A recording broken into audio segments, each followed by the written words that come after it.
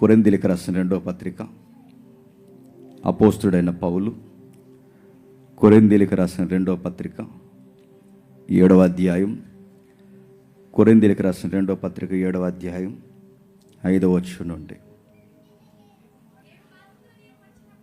మేము మాసిదోనియాకు వచ్చినప్పుడు మా శరీరం ఏమాత్రం విశ్రాంతి పొందలేదు. ఎటు పోయినను మాకు శ్రమయే కలిగను. ఎలుపట పోరాటాలు, లోపట భయాలు ఉండెను. అయినను దీనులను ఆదరించు దేవుడు తీతు రాక వలన మమ్ములను ఆదరించను. పరిచర్య ఎలా చేయాలో తెలియాలి అంటే బైబిల్ ఉన్న భక్తులను మనం చూడాలి. అపోస్తుల యొక్క పరిచర్య ఒక విధముగా రగిలిపోతుంటే 12 గోత్రాలకి, ఇశ్రాయేల్ వాళ్ళకి రిప్రజెంట్గా పనిచేస్తున్న అపోస్తులు 12 మంది ఒకవైపు ఉంటే, యావత్తు అన్ని జనాంగానికి ఒకే ఒక రిప్రజెంట్గా నిలబడిన ఒకే ఒక వ్యక్తి అపోస్తుడైన పౌలు.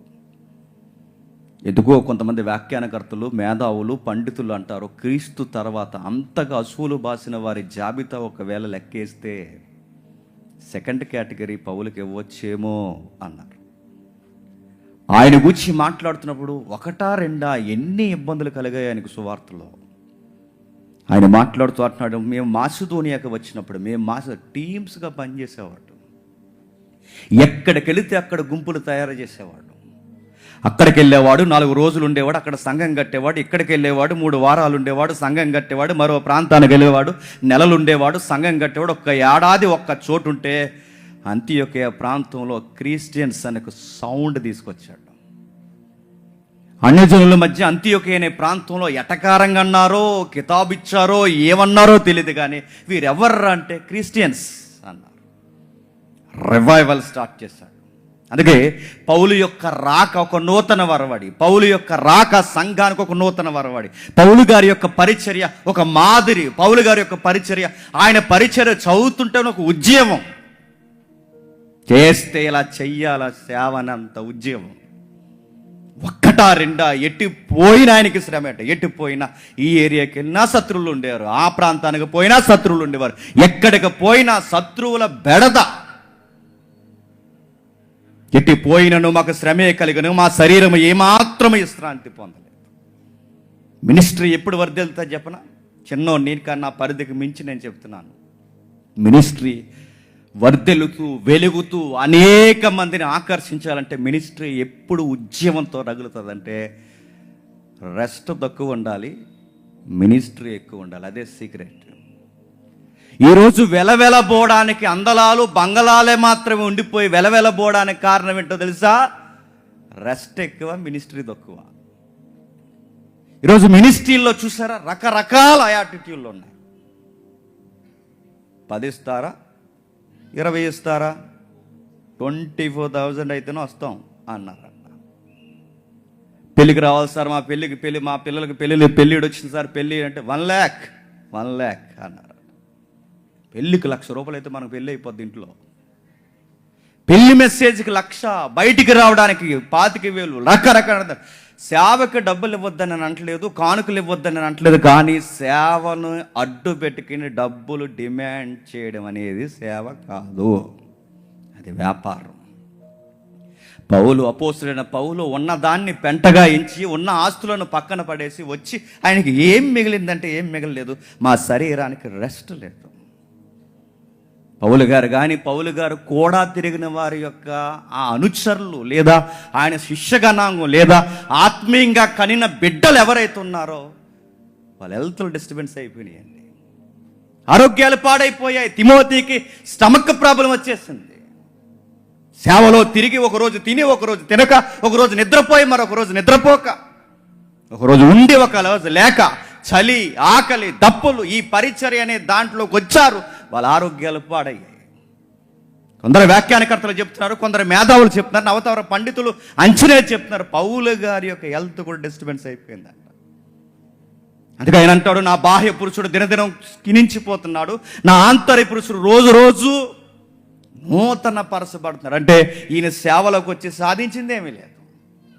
అధికారాలు పోయాయి, గౌరవాలు పోయాయి, ఉన్న బలాలు పోయాయి. ఏమున్నాయంటే శ్రమలు ఎక్కువైపోయాయి. ఎటు పోయినను మాకు శ్రమ కలిగింది. ఎంత శ్రమ కలిగింది అంటే ఎంత కిరాణా లిస్ట్ అంత శ్రమ రాశాడండి ఆయన ఒక అధ్యాయం. చదివినా తరగదు, చదివినా తరగదు, చదివినా తరగదు. ఇన్ని శ్రమలు మీరు ఎలా అనుభవించేస్తారంటే లిస్ట్ రాసి పెట్టాడు మనలాంటి వారి కోసం. ఏమని రాస్తున్నాడు చూడండి.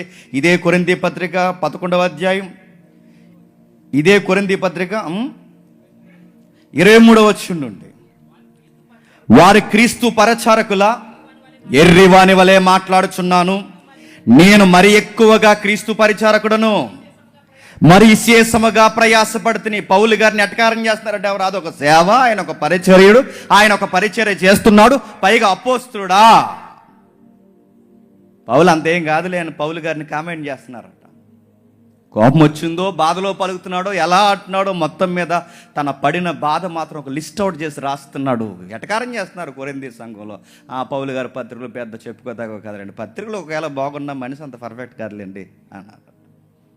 చెప్పుకోదగ్గంత మనిషి ఏం కాదండి పౌలు గారు. ఎటకారం చేస్తున్నారు, ఆయన అపోస్తులత్వాన్ని దిగజార్చి మాట్లాడుతున్నారు. దొంగ అపోస్తులు తయారైపోయారు.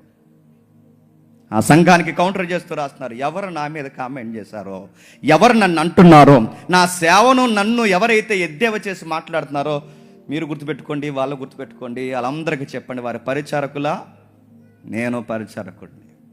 ఎర్రివాని వలె మాట్లాడుచున్నాను, మరి ఎక్కువగా క్రీస్తునందు పరిచారకుడను, మరి విశేషముగా ప్రయాసపడి తిని, మరి అనేక పర్యాయములు చెరసాలలో ఉంటిని, అరెస్ట్ అయిపోయాను.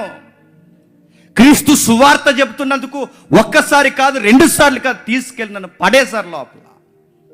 పౌలు గారి చెరసాలు ఇప్పటికీ జాగ్రఫికల్గా చూడండి, ఎంత విచిత్రంగా చిత్తడిగా ఉంటుందండి ఆ చెరసాల. చమాయింపుకి అది ఎంత చమాయింపుకు గురై ఉంటుందో, అది ఎంత చలిగా ఉంటుందో మీరు ఆ చరిత్రలు చదవండి.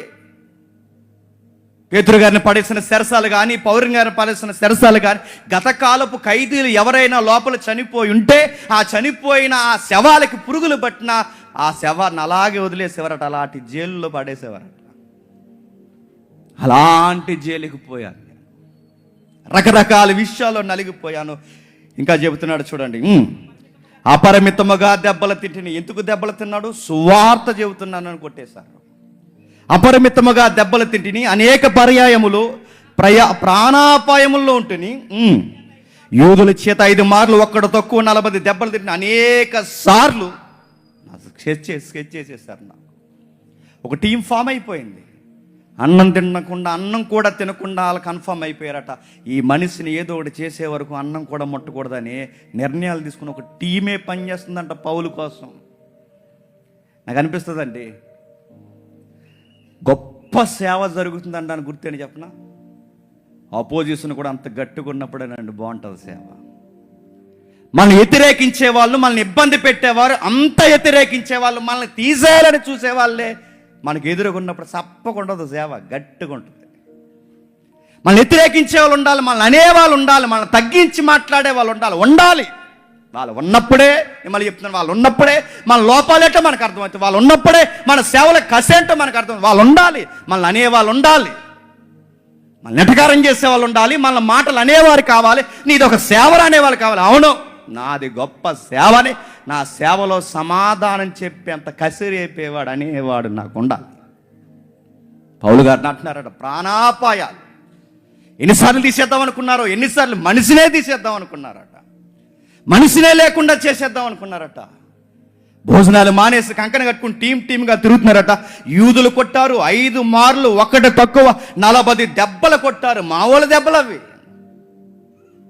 యూదుల దెబ్బలు కానీ, రోమీలు కొరడా దెబ్బలు కానీ చరిత్ర చదవండి. అది కొడితే మాంసం బయటకు వస్తుంది, అది కొడితే ముక్కలుగా ఊడిపోతుంది, అది కొట్టిన చోట ఆ గాయం చాలా లోతుగా తగులుతుంది.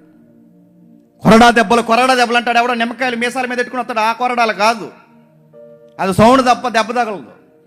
ఈ కొరడాలు ఏడు చూస్తే అది బెంచ్ కేసు కొడితే ఆ బెంచ్ ఒకేసారి లాగితే బెంచ్ మీద ఉన్న ఆ మొత్తం చెక్క రపరపలాడుతూ బయటకు వస్తుంది. అంత గట్టిగా కొడతారు. ఆడపిల్ల జడల మాదిరి ఉంటుంది అది కొరడ, ఎలా వేస్తారు పంజాలాగా, అది కొట్టితే ఒకేసారి చర్మం బయటకు లాగేస్తుంది.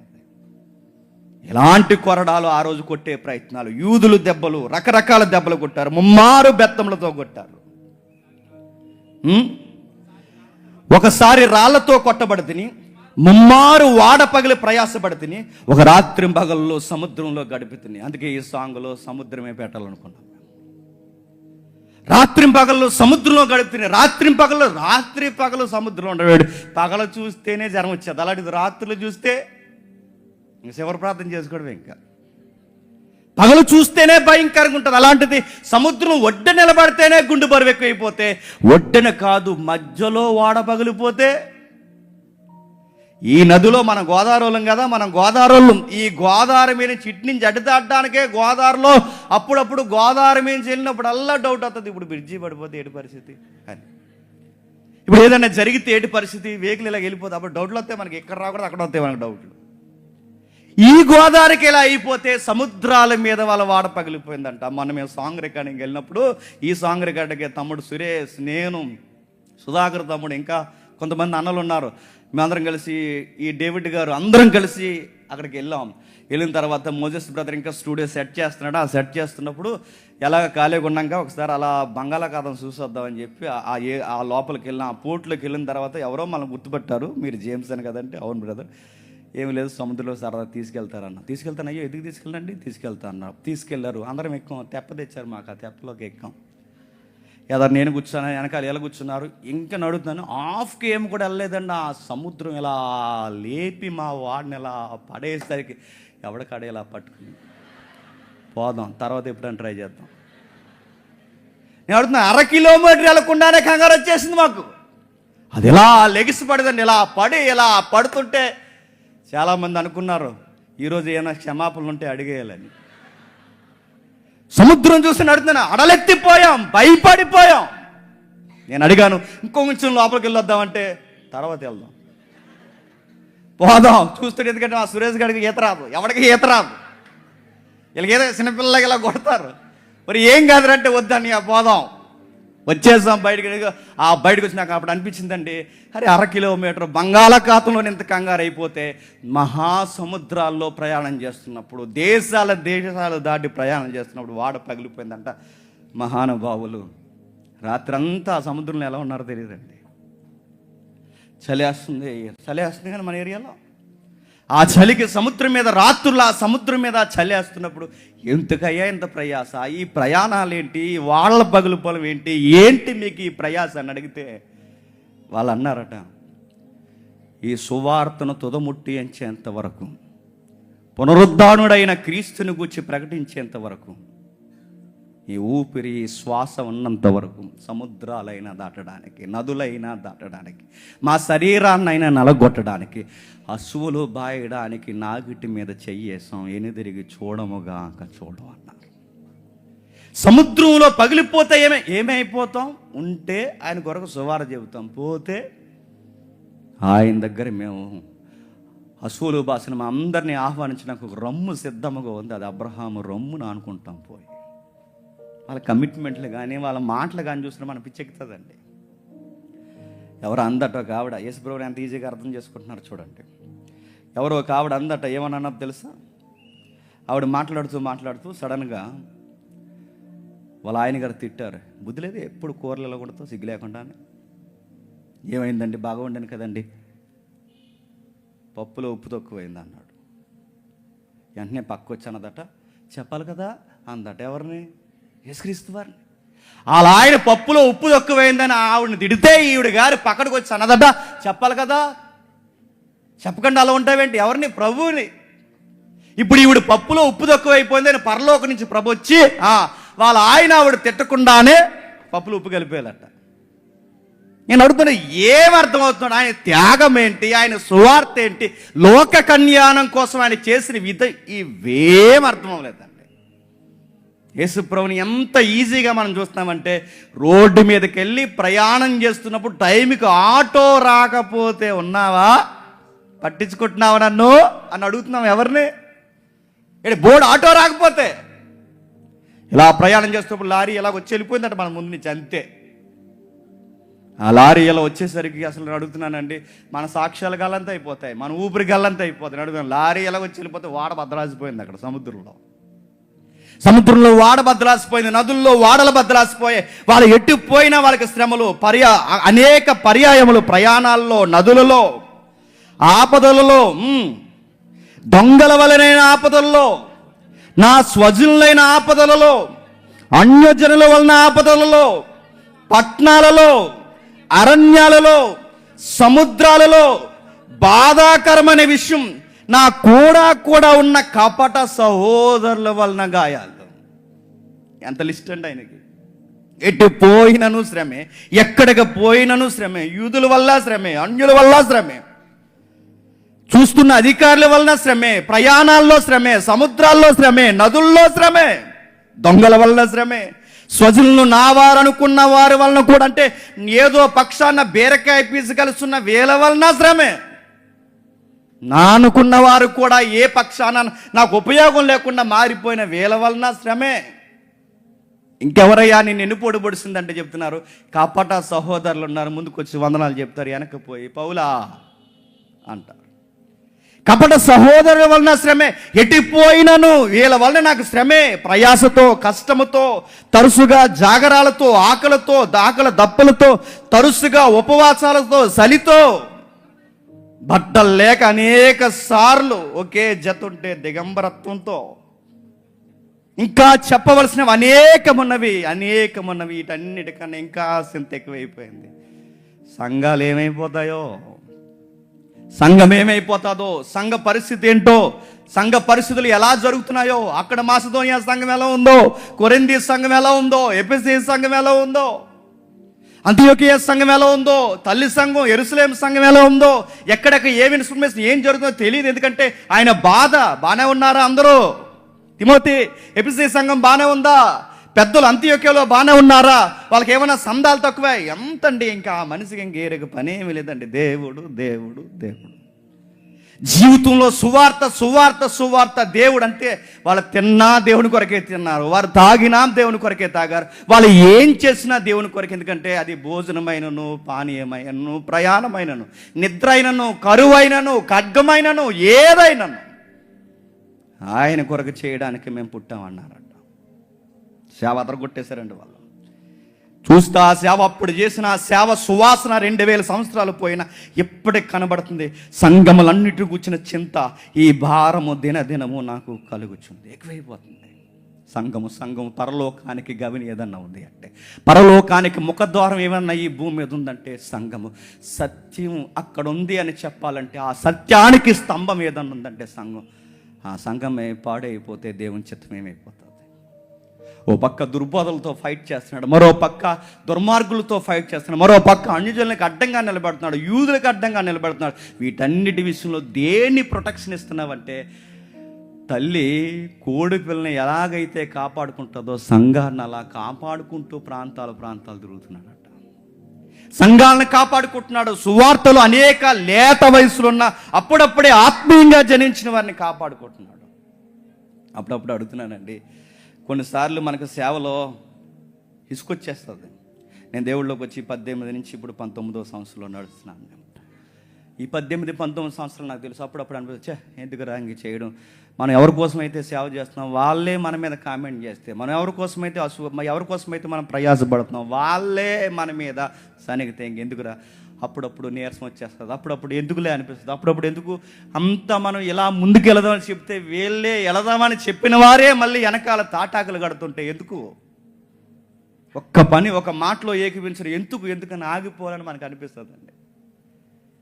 కొన్నిసార్లు సెమినార్ చేస్తున్నప్పుడు కొన్ని పరిస్థితులు ఎదురవుతున్నప్పుడు అవసరం అంటాం మనకి ఇన్ని లక్షలు ఖర్చు పెట్టి, ఇంత వేదికలు వేసి, ఇంతమంది మనం దేవుళ్ళలో బలంగా ఉందామని ఎలాగంటే, ఇక్కడికి వచ్చి మార్కులు వేస్తున్నారంటే కొంతమంది, మన వాళ్ళే కొంతమంది మార్కులు వేస్తున్నారంటే అవసరమా ఈ సెమినార్? నాకు లాస్ట్ ఇయర్ అనిపించింది, నాకు నిజంగా మానేద్దాం. ఎందుకు? దీనివల్ల నా మీటింగ్స్ నాకు ఉన్నాయి, నా పరిచర్య నాకు ఉంది, సంఘాలు నాకు ఉన్నాయి, తిరుగుదాం, అంతా బాగా చేసి ఇలా వెళ్దాం అన్నప్పుడు ఎందుకు నడుతాం? 4 సెమినార్లకి ఎలాగైపోతే, చిన్న మీటింగ్లకి వెళ్ళే మనమే ఎలాగైపోతే, 2 సంఘాలు 3 సంఘాలు కట్టిన మనమే ఎలాగైపోతే, ఇన్ని సంఘాల్లో తిరిగిన ఆయనకి ఎన్ని బాధలండి, ఎన్ని ఇబ్బందులండి. ఇప్పుడు నాకు పెద్ద డౌట్ ఏంటి చెప్పిన, అన్నిటి శ్రమలు నా గుండె ఎలా తట్టుకుంది, అన్ని బాధలు నా గుండె ఎలా తట్టుకుంది? ఏముంది ఆ గుండెల్లో? ఏం చూసి తట్టుకుంది ఆ గుండె? ఏం చూసి ఎంత ధైర్యంగా ఉంది? ఏంటయ్యా నీ నిరీక్షణ ఏంటి? నీ ఆధారం ఏంటి? నీ ధైర్యం ఏంటి? ఒక మాట అంటే పడలేకపోతున్నాం. ఎవరైనా మా వెనకాల ఉన్నవారు ఇదిగో మనల్ని ఇలాగ అన్నారంటే తట్టుకోలేకపోతున్నాం. నా ఓడు అనుకున్నవాడు ఇలా చేసినప్పుడు తట్టుకోలేకపోతుంది. నీటిని నువ్వు ఎలా తట్టుకుంటున్నావు? ఆరోగ్యం పాడైపోతుంది, ప్రయాణాల్లో ఇబ్బంది కలుగుతుంది, నష్టాలు కలుగుతున్నాయి, అనేక శ్రమలు వస్తున్నాయి. ఈ నీటిని నువ్వు ఎలా తట్టుకుంటున్నావు? నీ గుండెల్లో ఏముందని అడిగితే అదే స్టేట్మెంట్లో ఒక మాట అన్నాడు. 7వ అధ్యాయంకి రండి, ముగించేద్దాం. 7వ అధ్యాయం ఏమంటున్నాడు చూడండి. 7వ అధ్యాయం అదే 2 కొరింథీ పత్రిక 7వ అధ్యాయం 5వ వచనం. మేము మాసిదోనియాకు వచ్చినప్పుడు మా శరీరం ఏమాత్రం విశ్రాంతి పొందలేదు. ఎటు పోయినను మాకు శ్రమే కలుగును. లోపల ఎలుపట పోరాటాలు, లోపట భయాలు. ఏ భయం? ప్రాణభయం కాదు. ఏ భయం? మమ్మల్ని ఏదో చేసేస్తారని కాదు. అంత భయం ఉన్నవాడైతే ఇన్ని శ్రమలు పడడు. మరి ఏ భయం? ఈ సువార్తను తుదమిట్టించగలనో లేదో అన్న భయం. దేవుని చిత్తాలు ఎక్కువైపోయి నాకు భయం వేస్తుంది. వాళ్ళకి సువార్త అందకపోతే ఏమైపోతారో, నన్ను నమ్మి ఈ ప్రాంతానికి పంపించే, ఈ ప్రాంతంలో నేను సువార్త చెప్పకపోతే ఏమైపోద్ది ప్రభువా? సువార్త చేయలేని భయం. ఇన్ని భయాల మధ్య, ఇన్ని పోరాటాల మధ్య మీకు ఏముందయ్యా ధైర్యం అంటే 6వ వచనంలో లేపుతున్నాడు చూడండి. అయినను దీనులను ఆదరించు దేవుడు. ఏ దేవుడట? దీనులను ఆదరించి. మీకు ఎంత ధైర్యంగా సేవ ఎలా చేస్తున్నారంటే బలంగా ఒక మాట నమ్మేశాడండి. బలంగా నమ్మిన మాట ఏంటో తెలుసా? ఆదరించే దేవుడు ఒకడు ఉన్నాడు. ఎవరిని ఆదరిస్తాడు ఈ దేవుడు అంటే? దీనులను ఆదరిస్తాడు. దీనులను ఆదరించే దేవుడు ఈ దేన సేవకుడిని కూడా ఆదరిస్తాడు. ఈ మధ్యకాలంలో దేన సేవకులు అంటే సూట్లు వేసుకుని చెబుతున్నారు. ఏంటి 20,000 రూపాయలు సూట్ వేసుకుని అలా అంటారు, మేము నీ దేనత్వం చాలా కనబడుతుంది మాకు. 20,000 50,000 సూట్ వేసుకుని దేన సేవకులు అంటే, సూట్లు వేసుకోవడం తప్పంటలేదు, నేను అడుగుతున్నాను, ఏది దీనత్వం?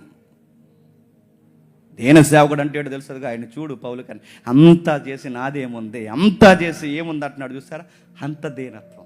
అందుకే అంటున్నాడు దీనులను ఆదరించే దేవుడు ఈ దీన సేవకుడిని కూడా ఆదరిస్తాడు. నిజంగా దీనిలో ఆదరించిన స్టోరీస్ నీకు తెలుసా? దీనిలో ఆదరించిన అనుభవాలు నీకు తెలుసు అంటే తెలుసు. ఆయనకి ఏం ఆదరించాడు, ఎక్కడ ఆదరించాడు? లూకాసు వార్త చూడండి, ముగించేద్దాం. లూకాసు వార్త 7వ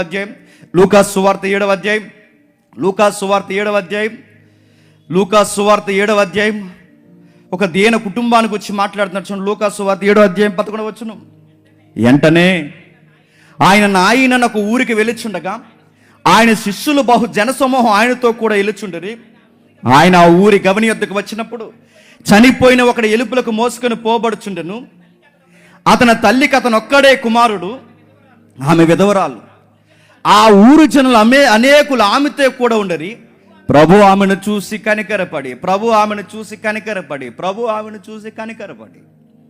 ఎందుకు కనికరపడ్డాడు? విధవరాలు, ఎవరో లేరు, భర్త చనిపోయిన తర్వాత ఇన్ని రోజులు ఇంకా బతుకుందంటే దానికి కారణం ఒకటే, ఆ భర్త యొక్క ఆశలన్నీ ఆ మగబిడ్డలో చూసుకుంటుంది. ఆ మగబిడ్డలోనే తన ఆశ, తన నిరీక్షణ, తన భవిష్యత్తు అంతా పెట్టుకుని ఆ ఒక్క బిడ్డ తోడుగా చక్కగా పెంచుకుని చెట్టెంత ఎత్తు మనిషిని, తనకంత ఎత్తు మనిషిని చేసుకునే సమయానికి కొడుకు అందొచ్చాళ్లే అనుకునే సమయానికి మరి ఏం రోగం వచ్చిందో, ఏ ప్రమాదం వచ్చిందో, ఏమైందో తెలియదు. అందొచ్చిన కొడుకు చనిపోయాడు. ఏడుస్తుంది. ఆవిడ ఏడుస్తుంటే వాదాచడానికి ఊరి జనం అందరూ వచ్చారట. ఏడుస్తుంటే అనేక మంది వచ్చారట. ఎందుకు వచ్చారట? ఆదరణ కూడుకుపెట్టడానికి వచ్చారో, ఆదరించడానికి వచ్చారట అని అడుగుతున్నాను. ఆ వచ్చిన వాళ్ళు ఎన్ని రోజులు ఆదరిస్తారు? చనిపోయిన రోజు ఉంటారు, 2వ రోజు ఉంటారు, 3వ రోజు భోజనం చేసి ఆ టెంట్లోనే కూర్చుని పక్క నవ్వేసి వెళ్ళిపోతారు. ఆదరించడానికి వచ్చిన వాళ్ళు ఎన్ని రోజులు ఉంటారు? ఉండరు. మూఢనమ్మకాలు ఉన్నాయి మన తెలుగు రాష్ట్రాల్లో. మూఢనమ్మకాలు ఏంటి చెప్పిన? చనిపోయిన ఇంటికి ఎవరైనా మనం ఆదరిద్దామని మనం వెళ్తాం, మళ్ళీ తగునమ్మా అని తయారవుతాం.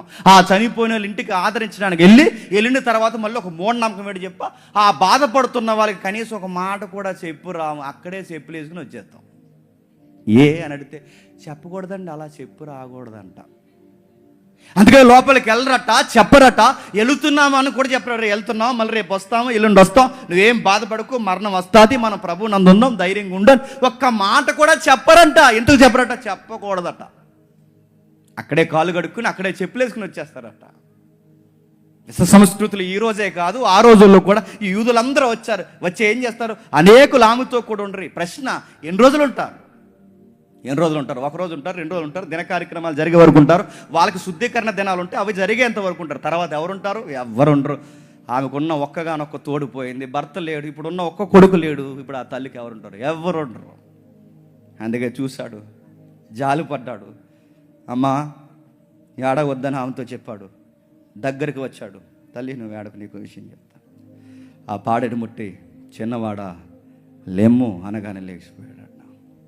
చిన్నవాడా లే అనగానే లేచిపోయాడట. ఆ తల్లికి చెబుతున్నాడు. ఆ తల్లి ఏడుస్తున్న స్వరం, ఆ దుఃఖం, ఆ కన్నీళ్లు తుడుస్తూ ఏడుస్తున్న ఆ మూలుగు ఎవరికి అర్థమవుతుందో లేదో నాకు తెలియదు, కానీ హృదయాలు పరీక్షించే దేవుడికి అర్థమవుతుంది ఆ మూలుగు వెనకాలన్న అర్థాలేంటో. ఏమని ఏడుస్తుందో ఆ మూలుగు వెనకాల ఏం అర్థాలు ఉంటాయి? ఏం అర్థాలు ఉంటాయి తెలుసా? నా భర్త పోయాడు, నాకున్న ఒక్కగానొక్క తోడు వెళ్ళిపోతున్నది శవం కాదు, వెళ్ళిపోతున్నది పాడి కాదు, వెళ్ళిపోతున్నది ఏది కాదు, వెళ్ళిపోతున్నది సాక్షాత్తు నాసే పాడిగా వెళ్ళిపోతుంది, నా భవిష్యత్తు పాడిగా వెళ్ళిపోతుంది. తీసుకుని వెళ్ళిపోతున్నది శవం అని అందరూ అంటున్నారు, శవం కాదు. నా ఆనందం, నా సంతోషం వెళ్ళిపోతుంది, ఏడుస్తుంది. అందుకే ఆ మూలుగు వెనకాల ఉన్న హృదయ స్పందన దేవునికి తెలుసు కనుక జాలి పడ్డాడు. చెప్పాడు, అమ్మ నువ్వే అడవద్దు, చిన్నవాడా లే అనగానే ఆ చిన్నోడు అలా లేచిపోయాడట. నేను అనుకుంటాను, ఆ ఊరు ఆ పాడి మోస్తున్న వాళ్ళు పిచ్చెక్కిపోయి ఉంటారు ఆ రోజు. ఎలా పాడి మోస్తున్నాం అనుకున్నా, లేచిపోయాడు అనుకోండి, ఏం చేస్తామండి? ఏం చేస్తాం? ఇంక మళ్ళీ జీవితంలో అంటే కనబడమంటాం. ఆ లెగిసిపోయి ఆపండి అన్నాడు అనుకోండి, పిచ్చెక్కిపోయింది. ఆ రోజు వండర్స్ జరుగుతున్నాయి. జాలి పడుతున్నాడు చూడండి. పేదోళ్ళ మీద జాలి పడ్డాడు, విధవరాండ్ల మీద జాలి పడ్డాడు, దీనుల మీద జాలి పడ్డాడు. బాధపడకు, నీ బాధ ఏంటో చెప్పకపోయినా నాకు తెలుసు.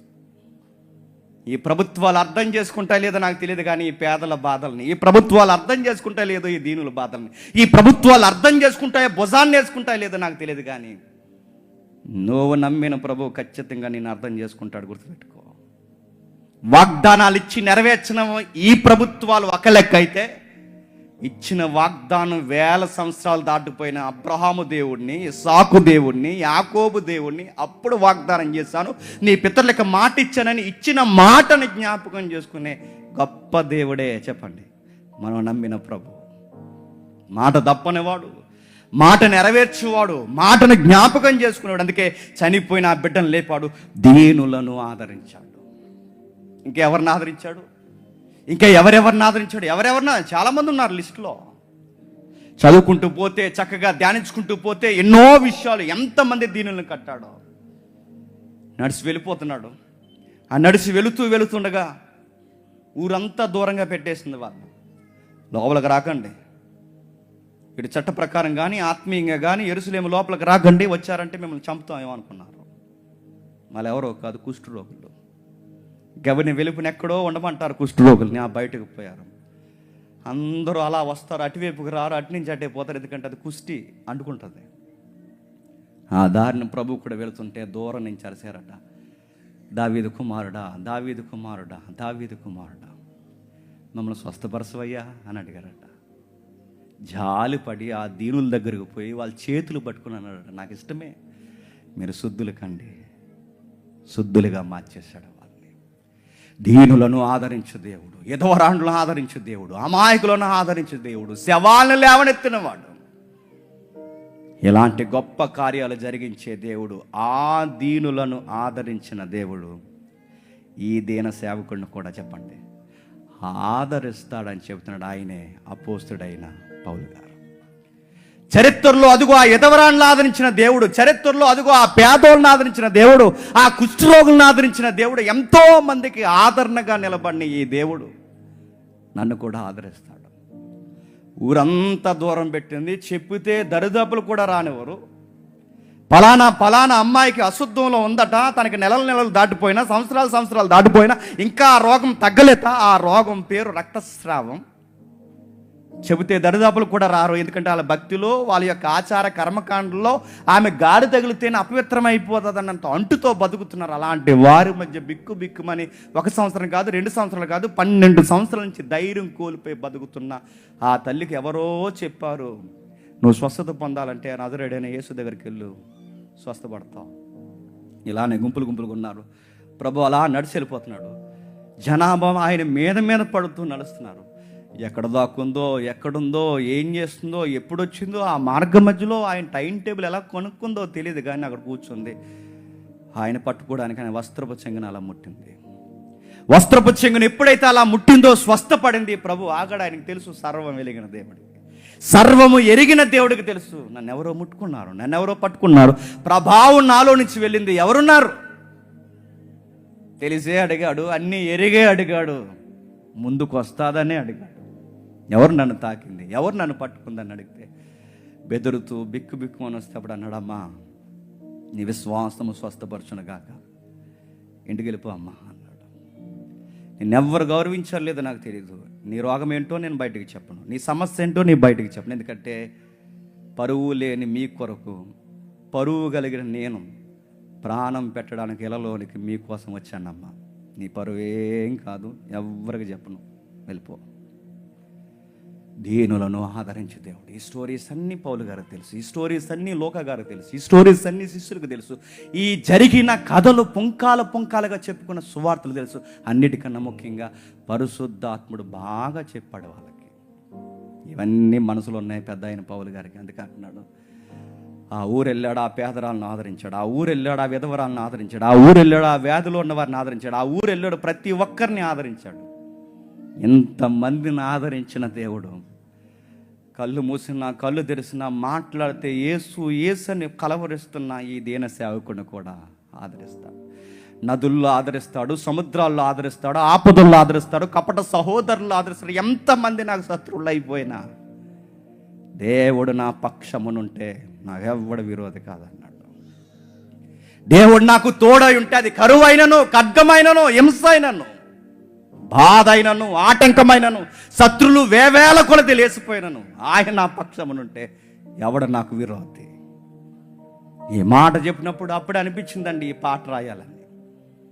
ఎలా రాశారు జేమ్స్ అంటే, ఇది యెహోవా నా దేవా పాట మీరు రిలీజ్ చేయక ముందు ఆ పాట కోసం డిస్కషన్ జరుగుతున్నప్పుడు ఆ పాట ఒక సహోదరుడికి వినిపిస్తే ఆ కుమారుడు, ఆ సహోదరుడు ఆయన అన్నాడు, నేను పేరు చెప్పను, ఆయన ఏమన్నాడంటే, పాట బాగానే ఉందన్న, యెహోవా నా దేవా పాట సూపర్ అదిరిపోయింది, కాకపోతే ఈ సంవత్సరం రావాల్సిన పాట కాదు, దానికన్నా ముందు ఇంకా సువార్తతో మెనవేసి ఒక పాట రావాలన్నా, అలాంటి పాట ఉంటే ట్రై చేయండి అంటే, యెహోవా నా దేవా బాగా వచ్చిందని మేము పొంగిపోతే ఉన్న గాలి తీసేశాడు మాకు.